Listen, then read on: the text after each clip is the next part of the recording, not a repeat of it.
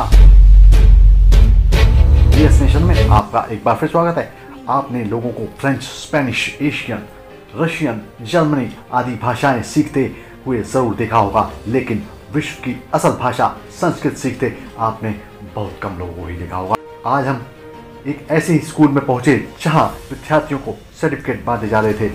यहाँ पढ़ाने वाले डॉक्टर आचार्य पंडित जगदीश शास्त्री ने बताया कि विश्व में एक ही धर्म है, वो है सनातन धर्म, बाकी सब मात्र पंथ हैं और सनातन की भाषा संस्कृत है। इस विषय में और जानकारी लेने के लिए हमने आचार्य जी से बातचीत की। साथ ही यहाँ विविध परीक्षाएं पास करने वाले युवा और प्रौढ़ विद्यार्थियों से भी हमने बातचीत की।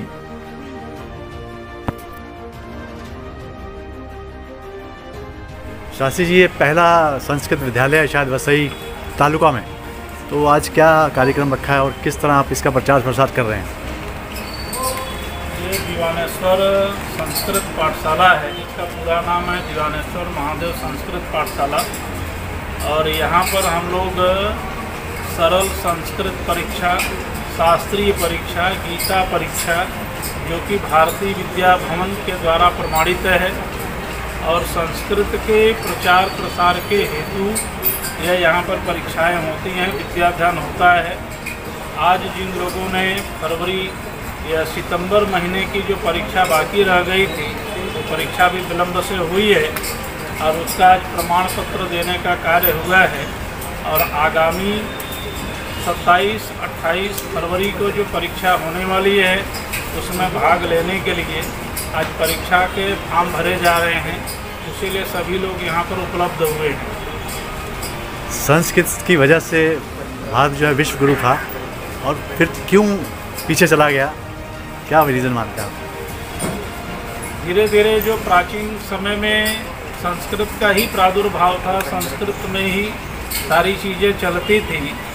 जो बीच का काल हुआ, जैसे इस देश में मुग़ल साम्राज्य आए, उसके बाद अंग्रेज आए, तो धीरे धीरे उनकी भाषाओं का प्रभाव यहाँ ज़्यादा पड़ने लगा और धीरे धीरे प्रभाव इतना बढ़ गया कि अन्य भाषाओं का प्रभाव के कारण संस्कृत कहीं न कहीं दबता चला गया।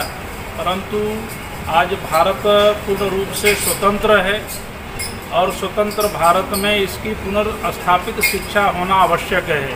भारत में संस्कृत पूर्ण रूप से चलना चाहिए, हर विद्यालय में चलना चाहिए, कॉलेज में चलना चाहिए, जिससे कि हमारे वेद, शास्त्र, पुराण की शिक्षा लोगों को मिल सके, लोग अपने मूल धर्म को जान सके, और उसका मुख्य कारण संस्कृत ही है।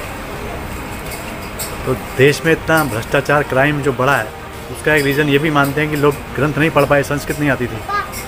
निश्चित है, यदि जो संस्कृत पढ़ेगा तो संस्कृत में किसी प्रकार की ऐसी कोई गतिविधियां नहीं हैं जिससे कि भ्रष्टाचार बढ़े।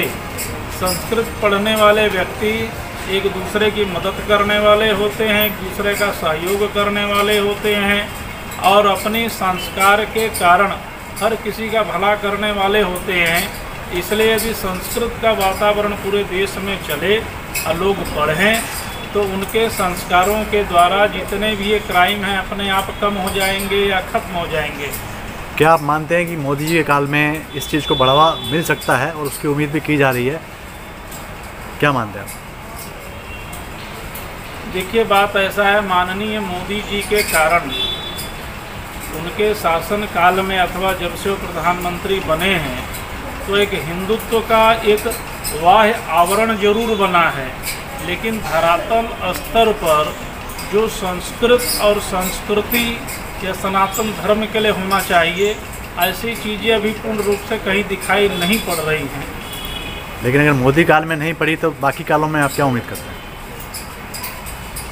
मोदी जी अच्छे हैं, हो सकता है उनके समय में हो, भारत को अच्छे प्रधानमंत्री मिले हैं, आने वाले समय में उनसे और अच्छा प्रधानमंत्री मिले, शायद वो कर देवे।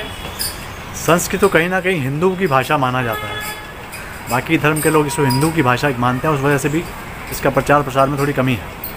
आप क्या मानते हैं? संस्कृत देववाणी है और संस्कृत जो है सनातन है, सबसे पूरे विश्व भर की सबसे पहली भाषा है।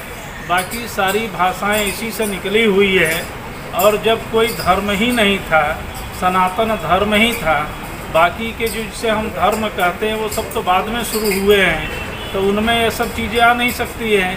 परंतु जो ज्ञानी हैं, जो इस चीज़ को समझते हैं, वो सभी लोग इसको पढ़ते हैं। इसमें धर्म का भी कोई विषय नहीं है।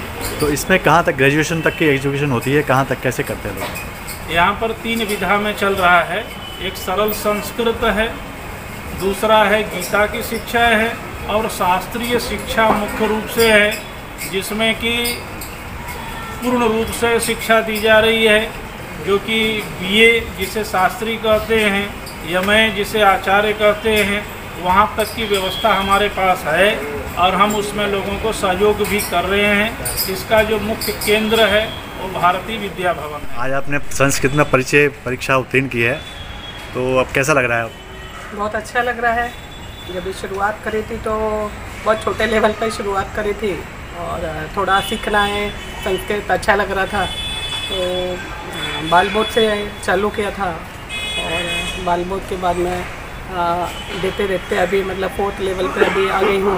अभी परिचय परीक्षा दी है, तो अभी लास्ट है, अब बच्चा है मेरा एक ही कोविड बच्चा है, तो प्रयास करूँगी कि वो भी जल्दी से जल्दी उत्तीर्ण कर। कैसा लग रहा है? इंग्लिश और हिंदी से मुश्किल है आसान है? मुश्किल तो ऐसा सब लैंग्वेज में कहीं ना कहीं मुश्किल और कहीं कहीं आसान होती है, लेकिन है थोड़ा तो मतलब इतना सरल भी नहीं है एकदम से, थोड़ा टाइम लग रहा है, लेकिन अच्छा लग रहा है। अभी जैसे जैसे पढ़ते जाते हैं तो उतना ज़्यादा हमें अच्छा लगने लग जाता है कि हाँ और प्रयास करना चाहिए हमें, तो ज़्यादा से ज़्यादा हम लोग सीख पाएंगे। सर आप क्या कर रहे हैं संस्कृत में? अभी कौन सी परीक्षा दी आपने? मैंने तो अभी बाल बोर्ड दिया है। स्कूल में मेरे को संस्कृत लेना था, लेकिन मैं अकेला ही वो टाइम स्टूडेंट था, इसके लिए मेरे को स्कूल ने मना कर दिया, तो वो टाइम जो रह गया वो रह गया। तो अभी जब पाठक जी से मुझे मालूम पड़ा कि यहाँ संस्कृत सिखा रहे हैं, तब मेरे को ये लगा कि ये अच्छा अपने लिए एक भगवान ने अवसर दिया है, जो अपना चीज़ रह गया वो मैं पढ़ सकूँ। मतलब भगवान तक पहुँचने के लिए भी संस्कृत ज़रूरी मानते हैं आप? भगवान को पहुँचने के लिए तो सब भाषाओं की ज़रूरी है, लेकिन शायद जैसे शास्त्री जी ने बोला कि ये देववाणी है, तो शायद उधर पहुँचना ज़्यादा अच्छा सुलभ हो जाएगा, ऐसा लगता है मुझे। तो अभी संस्कृत आप सीख रहे हैं?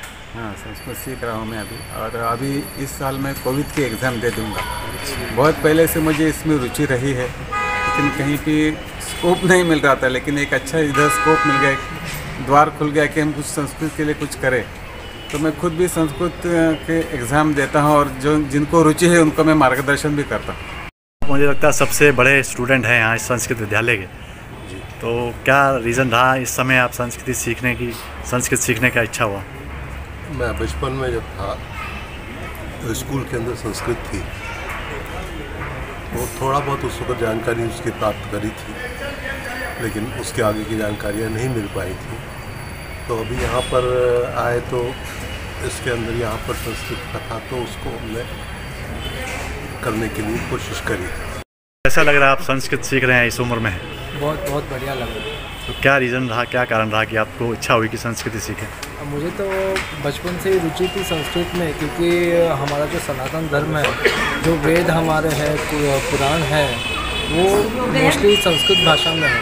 अगर हमारी पीढ़ी अगर संस्कृत समझ जाती है और वो वेद पुराण जो धर्म ग्रंथ है, गीता, भगवद गीता, ये अगर पढ़ते हैं तो उन्हें सही मायना जीवन जीने की कला जो है वो उससे ज्ञात होगी, ताकि जो अभी हाल ही में जो भ्रष्टाचार वगैरह हो रहे, जो गलत कर्म हो रहे, वो होने से हम बच सकते हैं और एक अच्छी नई पीढ़ी हम समाज को दे सकते हैं।